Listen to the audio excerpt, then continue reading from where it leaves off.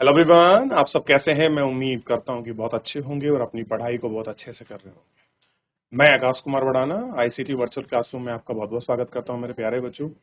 जैसा आपको पता है मेरे प्यारे बच्चों, बेसिकली हमारी आपका जो है 11वीं क्लास है और 11वीं क्लास में हम लोग आपका देख रहे हैं पॉलिटिकल साइंस। पॉलिटिकल साइंस में अभी तक हम लोग 8 चैप्टर कर चुके हैं और 8वां जो अंतिम चैप्टर था वो हमने धर्मनिरपेक्ष पढ़ा और हमने इसमें देखा कि धर्मनिरपेक्ष ऑब्लिक पंथ निरपेक्ष क्या है, धर्मनिरपेक्षता की परिभाषा क्या है। राज्य किसी को अपने विशेष धर्म नहीं होगा, किसी विशेष धर्म को बढ़ावा नहीं देगा। किसी व्यक्ति, हमने आर्टिकल 28, 29, 30 के विषय में भी आपकी चर्चा करी और एक पूरा पारिभाषिक रूप से हमने समाज, सोसाइटी के हिसाब से, देश के हिसाब से देखने का प्रयास किया, कहाँ की विचारधारा से प्रेरित है, इत्यादि चीजों को हमने देखा।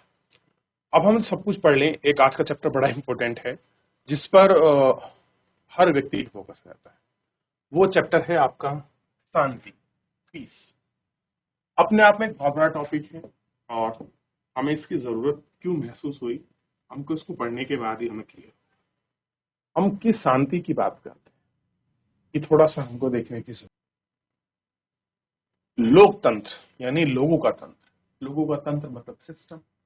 डेमोक्रेसी यानी कि जनता का सिस्टम। न्याय यानी कि जस्टिस, आदमी के कुछ न्याय है, क्या सही है क्या गलत, यही तो न्याय है। और मानवाधिकार, कुछ उनके राइट। तो democracy plus justice plus human right की तरह शांति का भी जुमला एक तकिया कलाम बन गया है। अब देखिए जिस तरह से इन्होंने डेमोक्रेसी को तकिया कलाम बताया, जुमला बता दिया है, क्योंकि जब बहुत सारी परिभाषा होती है उसके अकॉर्डिंग जब चीजें मिसमैच होती हैं तब हम ऐसे शब्दों का अक्सर आपका प्रयोग करते हैं। और ये प्रयोग आपका जो है क्या है, कि जो कटाक्ष है उसमें करते हैं ताकि समाज एक सही दिशा में जाए और उसको देखें। अब कह रहे हैं कि लोकतंत्र, न्याय और मानव अधिकार की तरह शांति भी क्या है, एक जुमला है। लेकिन निश्चित ही याद रखना चाहिए कि शांति वांछनीय को लेकर ऊपरी असहमति अपेक्षाकृत फिलहाल की घटना है। कह रहे आप अगर शांति को देखते हैं, ये ऐसा नहीं कि कुछ थोड़ी देर की है, ठीक, और आप सहमति से हाल फिलहाल की घटना को आप कह दो भैया ये बड़ा शांति का माहौल है और ऐसा कुछ है, तो ऐसा नहीं है। ठीक। अब कह रहे हैं कि अतीत में अनेक महत्वपूर्ण चिंतकों का मतलब समझते हो, जो आपके थिंकर होते हैं, जो किसी बात पर अपना विचार देते हैं। क्लियर है। जैसे हम चिंतकों के बारे में, एक चिंतक हमारे सामने है फ्रेडरिक नीत्शे, इनके बारे में पढ़ेंगे। क्या कह रहे हैं फ्रेडरिक नीत्शे? कह रहे हैं कि अतीत में महत्वपूर्ण चिंतकों ने शांति के बारे में नकारात्मक ढंग से लिखा है। कैसे लिखा है? निगेटिव, यानी कि देखिए एक चीज के दो आपके प्रोस्पेक्ट होते हैं, दो नजरिए होते हैं। एक होता है उसका सकारात्मक नजरिया, एक होता है नकारात्मक। जितने भी लोगों ने लिखा है उसका नकारात्मक ही लिखा है। जर्मन के दार्शनिक फ्रेडरिक नीत्शे युद्ध को महिमा मंडम करने वाला विचारक था। महिमा मंडम का मतलब होता है बहुत, युद्ध को बहुत बड़े से दिखा चढ़ाकर बताना, एक्सप्लेन करना, उसका महिमा मंडन किया है। निश्चय ने शांति को महत्व नहीं दिया। अब देखिए ये एक अलग तरह के दार्शनिक, इन्होंने क्या कहा कि शांति को उन्होंने आपका महत्व नहीं दिया, क्योंकि उनका मानना था कि सिर्फ संघर्षी सभ्यता की उन्नति का मार्ग प्रशस्त कर सकता है। कह रहे अगर आप रियल में संघर्ष आते हो, अगर आप संघर्षशील हो, तो संघर्ष ही क्या करेगा, सभ्यता और जो उन्नति है उसका मार्ग को प्रशस्त करेगा। यानी कि सभ्यता होगी, उन्नति होगी तो ये आप डेवलप कर पाएंगे। विचारकों ने शांति को लेकर बताया कि संघर्ष की प्रशंसा व्यक्तिगत बहादुरी, सामाजिक जीवन वाहक के तौर पर है। इटली के सामाजिक सिद्धांतकार विल्फ्रेडो पेट्रोट ने यह दावा किया कि अधिकतर समाज में शासक वर्ग निर्माण सक्षम अपने निर्णय को पाने के लिए ताकत का इस्तेमाल करने में तैयार लोगों से होते हैं। उन्हें ऐसे लोगों का वर्णन शेर के रूप में किया है। अब देखिए कोई अगर अपनी किसी चीज को काम कराने के लिए किसी जनता पर अगर वो पावर या अपने बल का प्रयोग करता है, उनको हम शेर कहते हैं। क्या शेर है, दबा दिया? ऐसा नहीं है। रियल क्या था, किस तरीके से उसको हम कर सकते थे, ये हमको आपका देखना और समझना पड़ेगा। ये है जिसके लिए हम खड़े हैं और हमारी कोशिश यही है, और शायद इसी वजह से हमारे बुक का चैप्टर भी है, ताकि हम सही चीज को पढ़ पाएं और जान पाएं कि आखिर ये क्यों और कैसे है। इसका मतलब यह जानना नहीं है कि शांति के सिद्धांत का कोई पक्षधर नहीं। अब हम देख रहे हैं, अब तक ये पता चल रहा है क्या भाई शांति कोई चीज नहीं है, या कोई उसका पक्षधर, कोई उसका पक्ष रखने वाला नहीं है। इससे करीब सभी धार्मिक उपदेश में केंद्र स्थान प्राप्त है। अब देखिए, अब यह सकारात्मक हो रही है शांति। लोगों ने कहा कि संघर्ष करेंगे तो ये उन्नति होगी, बदलाव होगी, यानी को शांति के पक्षकार नहीं थे पीछे पैराग्राफ में। अब कहा कि भैया सब, इसका मतलब ये थोड़ी है कोई शांति का पक्षकार नहीं, लोग हैं शांति के पक्षकार हैं जो उसके पक्ष में रहते हैं। कह रहे जितने भी धार्मिक उपदेश हैं, उन धार्मिक उपदेश का अगर आप सेंट्रल प्लेस देखोगे, सेंट्रल पॉइंट देखोगे, तो वो क्या है? वो आपका शांति है। आधुनिक काल भी लौकिक यानी कि जो हमको दिखता है, आध्यात्मिक जो हमारे मन और परमात्मा आत्मा के बीच की जो बात करते हैं, दोनों के क्षेत्र में शांति कैसी है? प्रबल परोपकार के साक्षी। साक्षी का मतलब होता है किसी के साथ खड़ा होना, एविडेंस होना, उसके साथ हमेशा रहना। ठीक, तो कैसे है? लौकिक जो हमको दिखाई देता है, ठीक, और आध्यात्मिक दोनों स्तर पर शांति को प्रबल बताया कि भैया शांति बहुत जरूरी है। महात्मा गांधी के प्रमुख स्थान है, हालांकि शांति के प्रति समकालीन आग्रह के निशाने पर 20वीं सदी के अत्याचारों में देखा जा सकता है। अब जिन लोगों ने शांति के साथ आग्रह किया, शांति को लेकर चले, वो निशाने भी बने और उन पर अत्याचारों को भी हम देख सकते हैं। इन अत्याचारों के परिणाम स्वरूप लाखों लोगों की मौत हुई। कह रहे अब लोग शांति से रहे, अच्छे रहे, इसी कारण क्या हुए? लाखों लोगों की मौत हुई। आप अगर युद्ध के मोड़ पर खड़े हैं और सामने युद्ध हो रहा है और आप कहो हम शांति रखेंगे, तब तो आपकी मौत निश्चित है। लेकिन आप हर जगह उपद्रव बने रहेंगे, तब आप शांति कैसे रखेंगे? इन घटनाओं में, कुछ घटनाओं के बारे में आप इतिहास में पढ़ेंगे, जैसा कि फांसीवाद, नाजीवाद का उदय।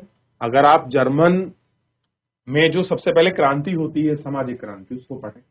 उसके बाद जब आपका फर्स्ट वर्ल्ड वॉर होगा और हिटलर आपका शासक बनेगा, आपको नाजीवाद और फांसीवाद समझ आएगा कि कैसे किसी को रेसिस्ट, लोकल रेसिस्ट के आधार पर फांसी पे चढ़ाया गया, गैस चैम्बरों में धकेला गया। ठीक, विश्व युद्ध अपने आस पड़ोस के भारत पाकिस्तान, आज बांग्लादेश के रूप में देश के विभाजन की त्रासदी का अनुभव हमने किया है। कह रही सब चीजें क्या थी? अशांति। लोगों ने शांति रखी, उससे जो अशांति बन पाई और संघर्ष बन पाए, और यही शांति कारण लाखों लोग मर गए। तो यह शांति को एक आपका नेगेटिव जो आपका प्रोस्पेक्ट है उसमें दिखाया है। अभी पीछे अगर आप स्पिरिचुअल की बात करो, लोगों की बात करो, वहां शांति आपके मैंडेटरी है। उपयुक्त विवादों में अभूतपूर्व पैमाने पर तबाही फैलाने में उन्नति का तकनीक का प्रयोग शामिल रहा। इस प्रकार द्वितीय विश्व युद्ध में जर्मन ने लंदन पर घनाघोर बमबारी की। अब देखिए वही कहानी आ गई। सेकेंड वर्ल्ड वॉर में क्या हुआ? लंदन ने दबा के बमबारी हुई, जर्मन ने लंदन पर की। प्रतिक्रिया मतलब अगर आपके कोई ऊपर हमला कर रहा है तो आप उसको वापस में जो रिएक्शन में जवाब देते हो, वही तो है प्रतिक्रिया। प्रतिक्रिया में अंग्रेजों ने 1000 बम वर्षकों को जर्मनी के नगरों पर हमला करने भेजा। जो आपका बम गिराते जो प्लेन थे जिनमें बम थे, 1000 लोगों को जर्मनी के नगरों पर भेज दिया कि आप जाओ बमों की वर्षा करो। युद्ध का अंत अमेरिका द्वारा जर्मन पर नगर हिरोशिमा और नागासाकी में अणु बम गिराने से हुआ। कह रहे बम तो हुई, लेकिन फाइनल लास्ट कब पहुंचा? जब यूएस ने हिरोशिमा और नागासाकी पर बम गिराया। आप जानते हैं 8-9 अगस्त की कहानी, आपको ढूंढ के लानी है। जब पर्ल हार्बर पोर्ट यूएस का जापानी उसको नष्ट कर देते हैं, उसके बदले लेने के लिए क्या करते हैं, यूएस अटैक कर देता है जापान पर। और जापान क्या था? ये आपका सेंट्रल मित्र राष्ट्र का था। 2 गुट थे ना, मित्र राष्ट्र और आपके सेंट्रल पावर, 2 लोग आपके लड़ रहे थे। हमलों में कम से कम 1,20,000 लोग तुरंत मारे गए और वहां से कहीं अधिक लोग आणविक विकिरण के कारण आपके प्रभाव आए। रेडिएशन के कारण लोग प्रभावित हुए। आपको पता है जहां पर परमाणु आपके बम गिरते हैं उस टाइम तो जो त्रासदी होती है आप उसको देख नहीं सकते, अनएक्सपेक्टेड है। लेकिन उसके बाद जो आपके जेनेटिकल चेंज होते हैं, लोग कितने वर्षों तक विकलांग पैदा। देखिए भोपाल में एक गैस त्रासदी हुई थी, मिथाइल आइसो आपके साइनाइड। वो फैक्ट्री में आपका फटा था वहाँ, अगर आप जाओगे ना भोपाल में जहाँ वो हुई थी, आज भी उस रीजन के आसपास में अगर जो वहाँ के लोग हैं, जो बच्चे हैं, वो आज भी विकलांग पैदा होते हैं। किसकी वजह से? मिथाइल आइसोसाइनाइड की वजह से। वो आजकल जेनेटिकल के अंदर प्रवेश कर गया है। ठीक। और करीब 95% मृतक आम नागरिक। अब लड़े कोई और, मरे कोई और। ठीक। युद्ध के बाद के दशकों में, दशक मतलब 10 वर्ष का एक दशक होता है, दशकों में दुनिया ने अपनी सर्वोत्तम कयामत करने के लिए दो महाशक्ति, पूंजीवादी अमेरिका और साम्यवादी सोवियत संघ के बीच प्रचंड प्रतिस्पर्धा। अब दो कंपटीशन है, एक है समाजवादी और एक है कैपिटलिस्ट। कैपिटलिस्ट यूएस है। दो विचारधाराएं का भी मौका पड़िए, पूंजीवादी विचारधारा, साम्यवादी। ठीक। चूंकि परमाणु हथियार शक्ति के नए प्रतिनिधि बने थे, नई नई इनके पास पावर आई थी, दोनों का बड़े पैमाने पर निर्माण और संचय शुरू। संचय मतलब होता है चीजों को इकट्ठा करना, धन संपत्ति, क्षेत्र को बढ़ावा देना। इस सैनिक प्रतिद्वंद्विता में 1962 का क्यूबा मिसाइल संकट का उल्लेख। कौन सा? क्यूबा। अब आपने पिछले चैप्टर में पढ़ा था क्यूबा मिसाइल संकट, और आप जानते हैं क्यूबा एक कैसा है, साम्यवादी देश है। और आप देखेंगे तो लैटिन अमेरिका, जो मतलब दक्षिण अमेरिका और उत्तरी अमेरिका के बीच में एक जो सागर है, नाम मैं आपको नहीं बता सागर का, उसके बीच में क्यूबा कंट्री है। कैप्टिस के बीच में एक मार्क्सिस्ट कंट्री है, छोटी सी क्यूबा। तो क्यूबा पर अटैक हुआ था।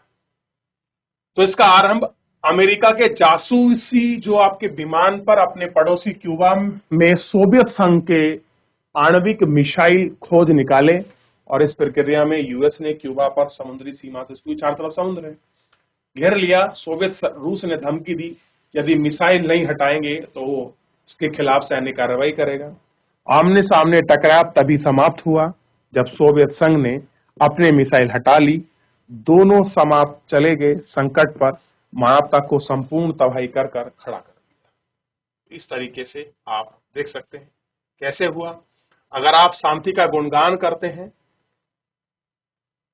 तो महज इसलिए नहीं कि वे अच्छे विचार मानते हैं। अगर आप शांति का गुणगान कर रहे हैं तो ये मत सोचिए कि अच्छा विचार है। शांति की अनुपस्थिति में के भीतर भारी कीमत चुकाने के बाद मानवता के इस महत्व को पहचानना है कि त्रास, संघर्ष प्रेत हम लगातार चोट देते हैं। आज जीवन अतीत के किसी समय पर अधिक असुरक्षित है, क्योंकि हर जगह लोग आतंकवाद को बढ़ावा, खतरे का सामान देते हैं। लोग बहुमूल्य इसलिए हैं क्योंकि यहाँ पर खतरे का साया हमेशा मौजूद है। कैसा है? खतरे का साया हमेशा मौजूद है। तो आप इनको महसूस कर सकते हैं, देख सकते हैं क्या स्थिति है, कैसे कुछ है। तो सबसे पहले एक बार देख लीजिए, फिर आगे चलिए आगे बढ़ रहे हैं। अब थोड़ा सा पेन चेंज करते हैं, दूसरे कलर से पढ़ते हैं, ताकि जो पैराग्राफ है उसका चेंज होने का हमको ध्यान रहे। शांति का अर्थ क्या है आपकी नजर में? शांति का मीनिंग क्या है? आप कह देना भैया आप शांति की जरूरत है, थोड़ा शांति चाहिए। कहाँ की शांति?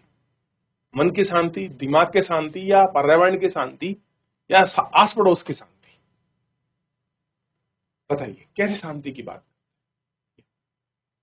शांति की परिभाषा अक्सर युद्ध की अनुपस्थिति के रूप में की जाती है। जब युद्ध ना हो रहा हो ना, देखिए लिखा है ना, अनुपस्थिति, जब किसी कोई चीज प्रेजेंट नहीं होती तब की जाती है। यह परिभाषा सरल तो है लेकिन भ्रामक, भ्रामक मतलब भटकाती है। सामान्य रूप से हम युद्ध के देशों के बीच हथियारबंद संघर्ष को समझते हैं। कह रहे हैं हम इसको थोड़ा समझ लेते हैं कि आप कह रहे हैं शांति की परिभाषा अक्सर युद्ध ना हो उसकी अनुपस्थिति के रूप में देखते हैं। सामान्य रूप से युद्ध को किसी देश के बीच हथियारबंद संघर्ष समझते हैं। रवांडा, बोस्निया से में जो हुआ है, इस तरह का युद्ध नहीं था, लेकिन एक प्रकार की शांति का उल्लंघन, स्थगन तो नहीं था। हालांकि प्रत्येक युद्ध शांति के अभाव की ओर के जाते हैं, लेकिन शांति का हर एक अभाव युद्ध के रूप में जरूरी नहीं है। कैसा है? युद्ध के रूप में जरूरी नहीं। क्लियर है?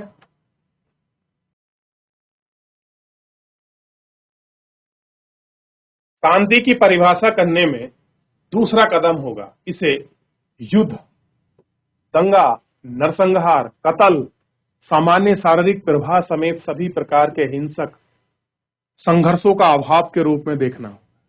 यह परिभाषा स्पष्ट है कि पहले बेअसर है, लेकिन हमें अभी भी बहुत नहीं ले जानी चाहिए। समाज का मूल संरचना रजी वसी है। ऐसी सामाजिक संस्था और था जो जाति और वर्ग लिंग के आधार पर असमानताओं की खाई को और गहरा करती।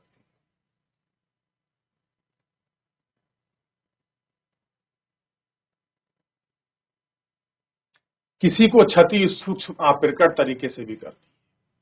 जाति वर्ग लिंग पर आधारित इस स्तरीकरण को अगर शोषित वर्ग की ओर कोई चुनौती मिल जाती है तो संघर्ष और हिंसा पैदा हो सकती है। रचनात्मक हिंसा के बड़े पैमाने पर परिमाण दूषित हो सकते हैं। वैसे हिंसा उत्पन्न कुछ ठोस कारणों जैसे हम जाति भेद, भेदवर्ग, पितृसत्ता, उपनिवेशवाद, नस्लवाद और सांप्रदायिकता, इन चीजों को देखते हैं, कैसे पनपी है, कैसे होती है। ठीक है, आगे बढ़ जाए। देख लिया, चलिए थोड़ा पीछे देख लीजिए। कुछ पूछना है यहाँ तक? कुछ डाउट, कोई क्वेरी? शांति के अर्थ का मतलब यहाँ तक आप देख लेंगे, फिर आगे बढ़ेंगे। देख लिया आपने? चलिए भाई थोड़ा सा आगे देखते हैं, बढ़ जाते हैं अगले पैराग्राफ की तरफ। अब है संरचनात्मक हिंसा के विभिन्न स्वरूप। परंपरागत जाति व्यवस्था कुछ खास समूह के लोग को अस्पष्ट मानकर बर्ताव करती।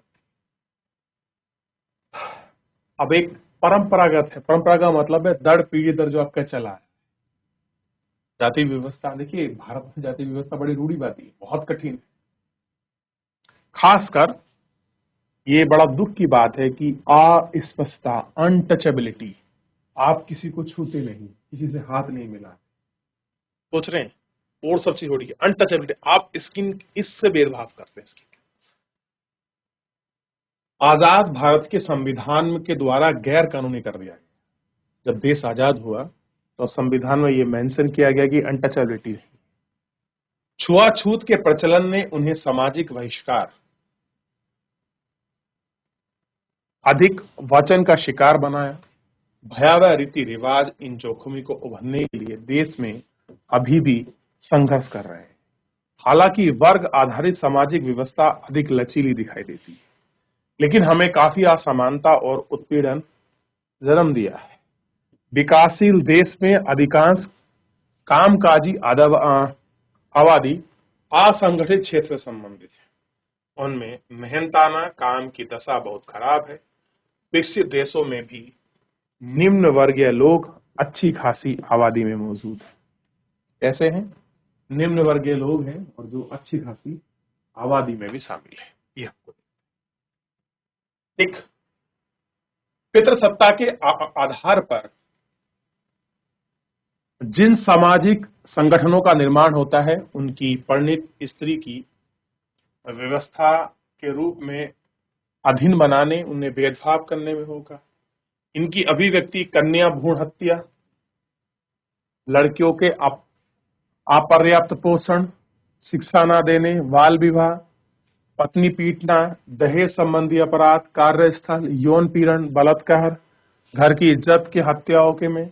वर्ष 2001 की जनगणना के अनुसार भारत में बाल लिंगानुपात यानी कि जो हम 0 से मतलब पैदा हुए बच्चे से लेके मैक्सिमम 6 वर्ष के बीच प्रति 1000 पुरुषों में 919 स्त्री पितृसत्तात्मक विध्वंस की मर्मक सूचक है। सोच के देखिए 1000 में से कितनी महिला है? 919। यानी कि आज भी हमारे यहाँ कैसा है, रेट बड़ा कम है। अगर आप देखोगे तो आपका स्त्रियों की संख्या कम है, पुरुषों की संख्या। देख लिया, तो आपको समझ आया समाज का। अब ऐसा होना लगभग असंभव है कि उपनिवेशवाद विदेशी सामान के रूप में लोगों पर प्रत्यक्ष और लंबे समय तक गुलामी थोपी। अगर आप ये कहो कि भैया विदेशी लोग आए थे, यहाँ शासन किया और वो गुलामी थोपी, पर इजराइल की संप्रभुता के खिलाफ चालू फिलिस्तीनी संघर्ष देखा है, इसका अस्तित्व पूरी तरह से समाप्त नहीं हुआ है। लेकिन यूरोपीय उपनिवेशवाद देशों के पूर्ववर्ती उपनिवेश को अभी भी बहुआयामी शोषण के प्रभावों को पूरी तरह से उभरना शेष है। यानी कि जो हम उपनिवेशवाद की जड़ों में फंसे थे ना, बहुआयामी मतलब मल्टीपल रूप से शोषित होना, उसमें हम अभी भी फंसे हुए हैं। कह रहे उससे उभरना शेष है। औपनिवेश काल में झेला है और हमने उस टाइम वो चीज झेली, हमको दिखती है। क्लियर? तो इन सारी चीजों पर हम अच्छे से बात करेंगे। बहुत ही इंटरेस्टिंग टॉपिक है, सब कुछ मिक्स होके चलेगा। तो थोड़ा सा पार्टिसिपेट करते रहिए, पढ़ते रहिए, देखते रहिए, कंफ्यूज नहीं होना है, बस सरलता से पढ़ना है। चलिए, तो फिलहाल आज के लिए इतना ही। मिलते हैं नेक्स्ट लेक्चर में। तब तक अपना ध्यान रखिए, स्वस्थ रहिए, अपनी पढ़ाई को बहुत अच्छे से करते रहिए। मुझसे जुड़ने के लिए आपका बहुत बहुत धन्यवाद।